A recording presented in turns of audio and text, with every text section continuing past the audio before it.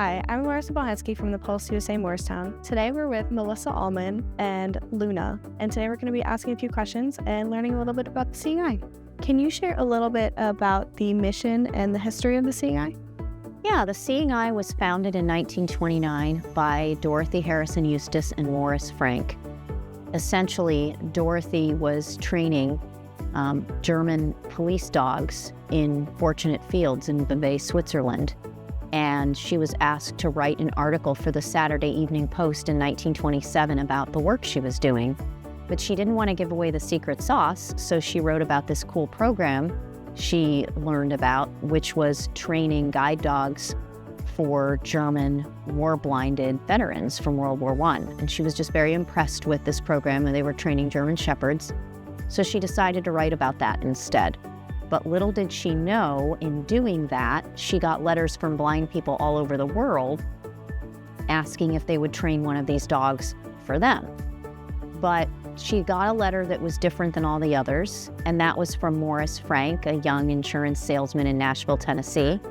And he basically said, if you agree to train me with one of these dogs, I will come back to the United States and start a school. And that's exactly what they did. So from then on until today, the mission of the Seeing Eye has been to enhance independence and dignity for people who are blind through Seeing Eye dogs. And so ever since then, we've been matching people with Seeing Eye dogs throughout the US and Canada, all over North America. That's great. That's so fascinating. Yeah, it's a good mission. And I feel very fortunate because I get to work for an organization with a mission that has changed my life. Because I was a cane user for many years, and because I'm totally blind since birth, and that was an important and valuable way for me to travel. But now independence just isn't just possible, it's empowering and meaningful, because Luna and I can move swiftly and confidently through places that we need to move through. That's fantastic. Yeah. Now, can you tell us what makes Seeing Eye dogs different from other service dogs? Sure. Well, first of all, Seeing Eye dogs, we're trademarked. So Seeing Eye dogs can only be bred, raised, trained, and matched by us here in New Jersey. So that's what makes Seeing Eye dogs different. One of the things that can be confusing, and what I always like to say, is that if you think about tissues and Kleenex, right? You know, the Seeing Eye, we are the Kleenex of the guide dog industry, right? So guide dog is a more general term that can be an umbrella for not only Seeing Eye dogs, but other dogs that are trained to guide people who are blind by the 11 or so other accredited schools here in the US and all over the world. So that's the difference between Seeing Eye dogs and other types of guide dogs. I mean, they do the same work. But one of the things that I want to say is that there are a lot of misconceptions around what is a service animal, what is an emotional support animal, what's a therapy animal. That just keeps coming up again and again. So in the United States, the Americans with Disabilities Act defines service animal as a dog that is individually trained to perform a task for the benefit of a person with a disability. Okay, so guide dogs, and of course, specifically Seeing Eye dogs, are service animals because they are trained to guide people who are blind around obstacles and across streets and to landmarks safely. So that's the task that they are trained to perform. There are many other types of service animals, maybe diabetic alert dogs, dogs that are seizure alert dogs, dogs that provide mobility and balance support. All kinds of service dogs are out there for people with visible and invisible disabilities. Emotional support animals, which is a term that gets thrown around a lot, are only protected right now in housing by the Fair Housing Act. You used to be able to fly with emotional support animals, but the law has changed on that. And emotional support animals don't have to be dogs, whereas service animals generally do, except in the rare case where it's a miniature horse. And then therapy animals. So think about the types of animals that I've talked about thus far. It is the person with the disability that the animal is there to benefit that is generally the handler.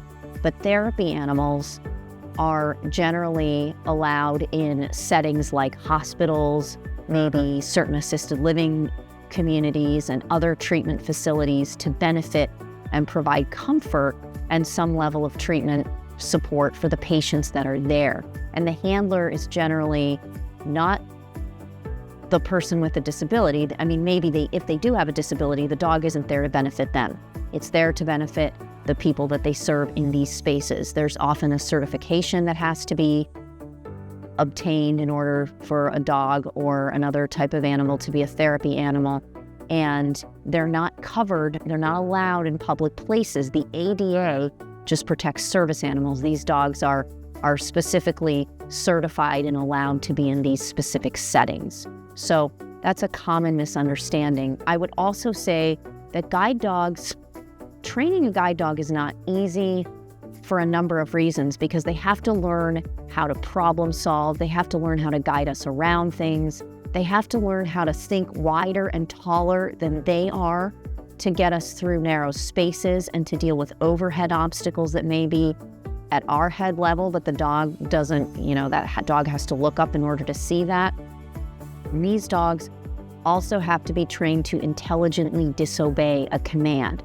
That means if I'm getting ready to cross the street and I tell Luna forward and she can see that there's a car turning in front of us and it's not safe to go, she's trained to disobey my command, which has saved my life on more times than I can count.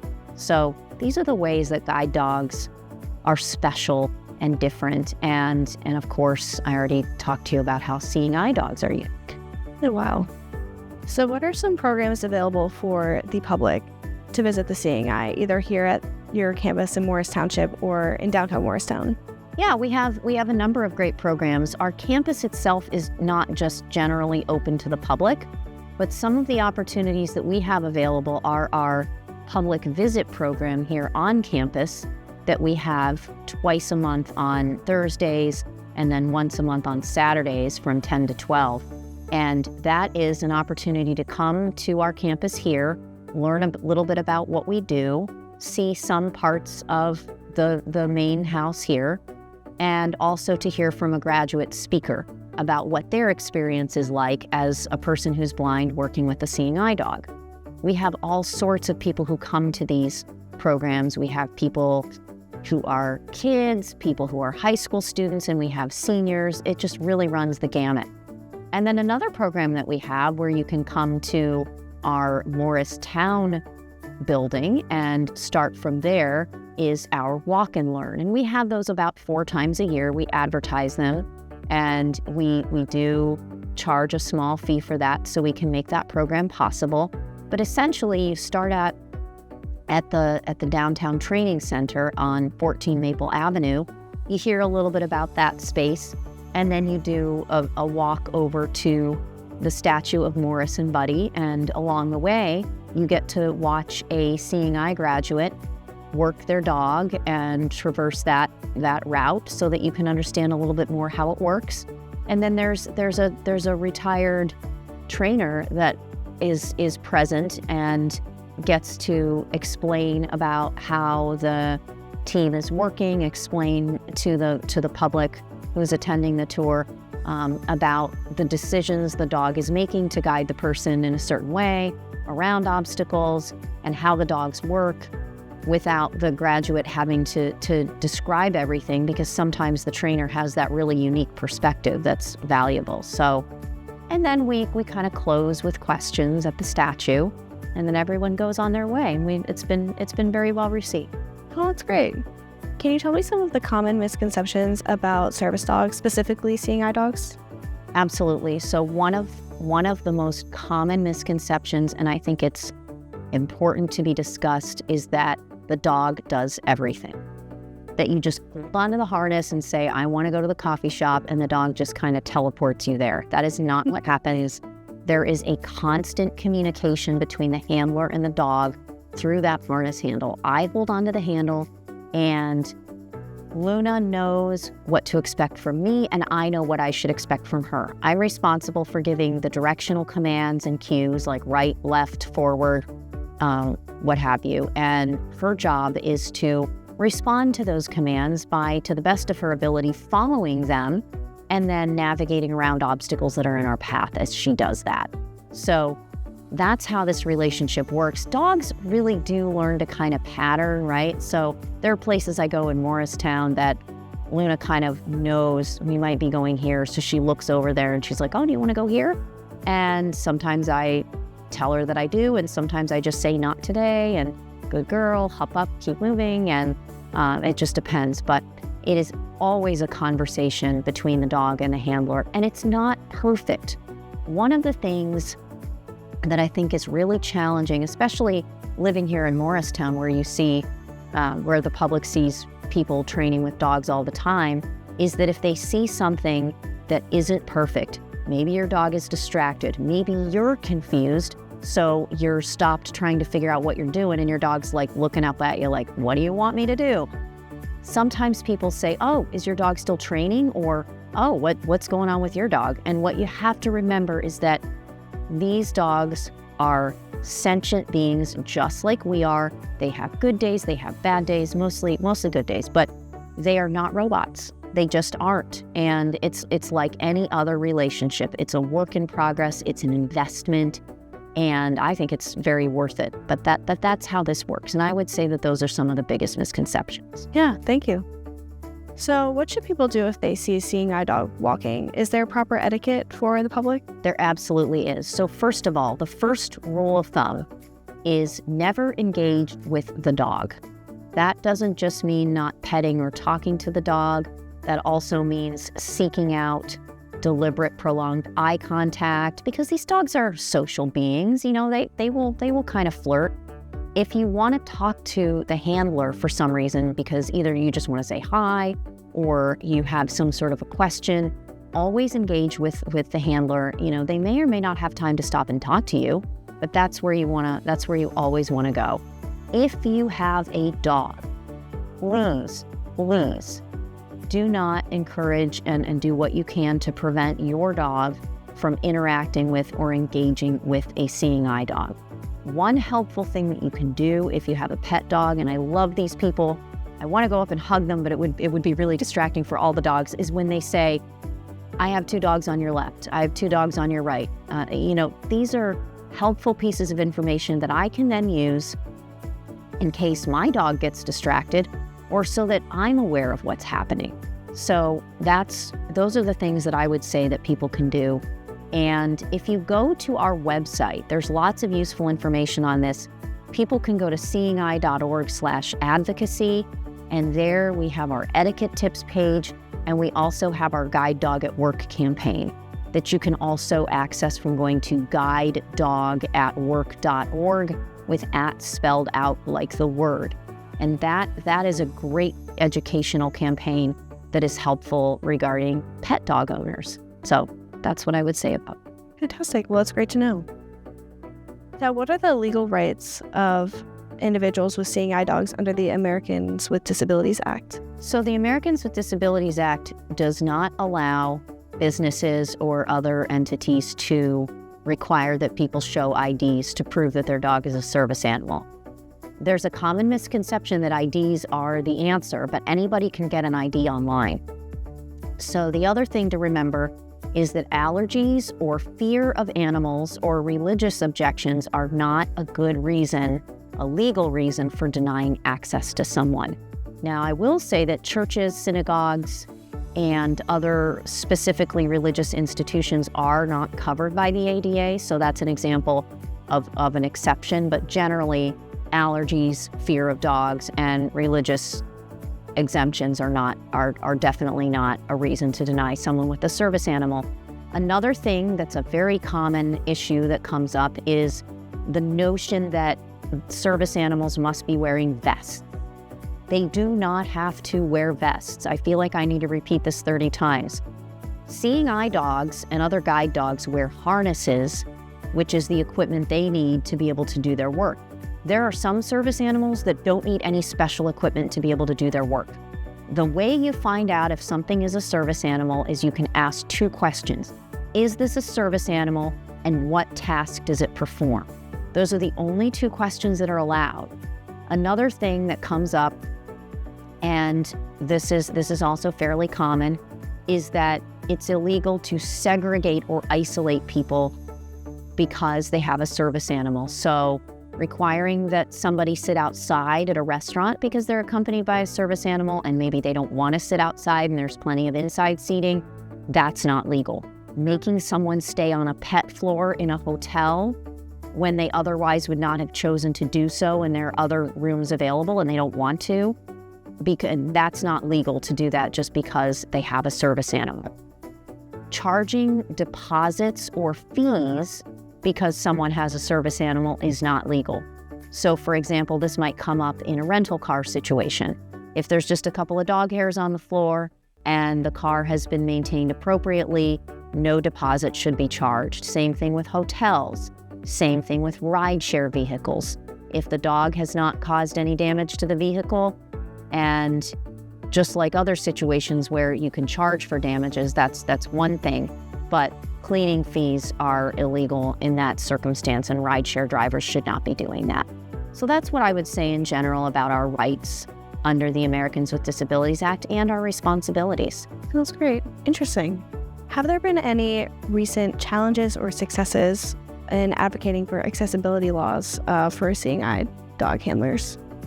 I would say that we have challenges and successes every day, right? So every day that we're able to educate someone about their rights, help them self-advocate in a way that gets them the results that they were looking for. Maybe it gets them access to a place, maybe it helps them educate an entity. Those are all small but very important successes. I would say that one of our successes is that we have been able to stay engaged with legislators. We have a New Jersey bill right now that has been introduced that would increase penalties for access denials here in New Jersey, and we really are pleased with the headway we're making with that. We've recently been able to see a success at the state level too that will increase transportation options for people with disabilities, including, of course, people with service animals here in New Jersey through different types of transportation network providers. One of the challenges that we continue to see is federal regulations that create barriers for people with service animals. Now, for the past 4 years or so, the Department of Transportation has required you to fill out a form to disclose that your dog is a service animal before you fly. But there have been some challenges with the accessibility of that form for people with screen readers and misunderstandings of airline employees about how those regulations are to be applied. But we keep engaging with the Department of Transportation and with the airlines to make progress in that area. And also, we recently had a regulation that came into effect last August, which now requires you to complete a form and sometimes go through some other hoops in order to come to or return to the U.S. with any dog, including a service animal. So we've been dealing with some challenges around that, but we recently had success in that the form wasn't fully accessible to people with screen readers, which is the software that allows you as a blind person to hear what's on your screen. But instead of having this sort of clunky workaround that they had, the CDC finally made that form fully accessible, and that is through the efforts of our organization combined with partners and other stakeholders in this that deserve mention: the National Federation of the Blind, Assistance Dogs International. So we really do work with our partners on these kinds of things. So what impact does the Morristown community support have on the Seeing Eye's ability to provide service dogs to people? Oh, it's huge. We have so many wonderful opportunities for training in Morristown, from the difficult kind of historical sidewalks to the opportunities to take buses and trains, to the opportunity to enter and be welcomed by Morristown businesses. We really appreciate the support that we get from the businesses that are welcoming to Seeing Eye dogs, those that are in training, those that have just recently been matched with students, and some of us are still learning, right? When we get our dogs, Luna's my first Seeing Eye dog, and when I entered businesses, I was still learning how to position her appropriately under a table and And I think that overall, the businesses here have been so welcoming to us. New Jersey Transit has been really helpful as far as allowing our instructors to train the dogs to do bus and train work, and same with the students. And really, that Morristown community support isn't just important for those of us like me who live in Morristown, and for the students who come here. This is sort of an attribute that gets carried all over the country and all over Canada, because given that we have that level of support, these dogs are ready when they leave Morristown to go out and do what they need to do for and with their handlers. So this is a foundation, and then it just spreads more and more broadly. So we thank Morristown. We really appreciate it. Well, that was so much fun. Thank you so much for joining us. We learned so much about this great organization, the Seeing Eye. Stay tuned with the Pulse USA Morristown.